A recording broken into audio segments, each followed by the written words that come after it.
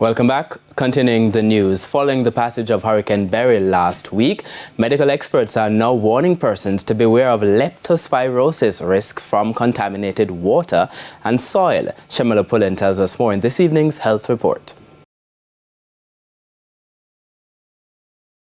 Leptospirosis is a disease caused by bacteria.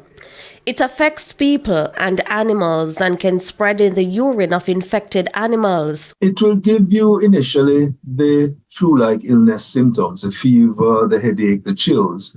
But one of the features sometimes also is jaundice and, of course, the necessary blood work that you need to do to confirm the diagnosis.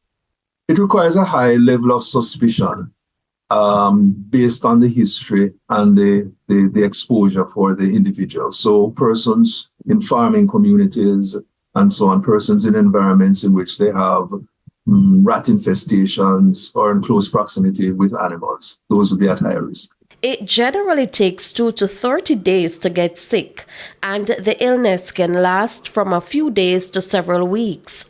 People are susceptible to leptospirosis after a hurricane or flood if they come in contact with contaminated water or soil. Complications can include kidney failure, meningitis, ultimately death. It's a bacterial infection, so it is responsive to antibiotics, but not necessarily readily so, which is what makes it a little risky once you do get leptospirosis. Leptospirosis is treated with antibiotics, which may help prevent severe illness. Pay attention to your food storage, and you want to try and as much as possible eliminate or minimize the risk of the contact with animals, particularly rats.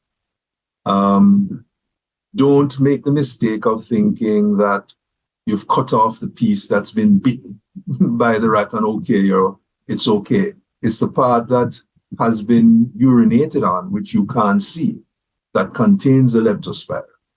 And that's the problem. So essentially, you really want to maintain fairly strict hygiene and to minimize risk of contact with the animals. With your health report, I'm Shamila Pullen wishing you good health.